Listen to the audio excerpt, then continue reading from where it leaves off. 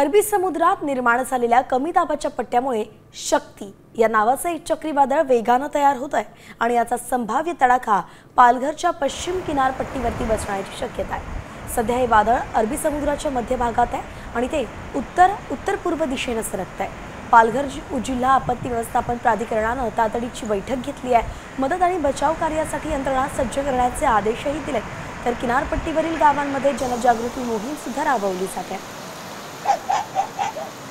या संदर्भात अधिकची माहिती देत आहेत आमचे प्रतिनिधी रुपेश पाटील। पाहूयात सध्याची काय परिस्थिती आहे। अरबी समुद्रामध्ये कमी दाबाचा पट्टा निर्माण झाल्यामुळे शक्ती चक्रीवादळ जे आहे ते पश्चिम किनारपट्टी भागांमध्ये धडकणार आहे। मी सध्या नांदगावच्या समुद्र किनाऱ्यावर आहे। आपण बघू शकतोय की शक्ती चक्रीवादळाचा परिणाम जो आहे तो कुठल्याही प्रकारचा पालघरच्या पश्चिम किनारपट्टी भागात तुर्तास तरी दिसत नसला तरी मात्र हे वादळ 5, 6 आणि 7 ऑक्टोबर पर्यंत या पश्चिम किनारपट्टी भागात याचे परिणाम जे आहे ते दिसणार असल्याचा अंदाज जो आहे तो हवामान विभागाकडून वर्तविण्यात आला आहे।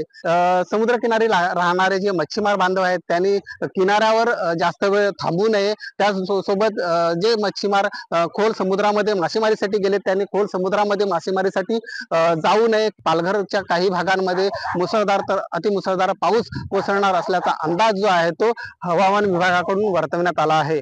रुपेश पाटील, साम टीव्ही, पालघर।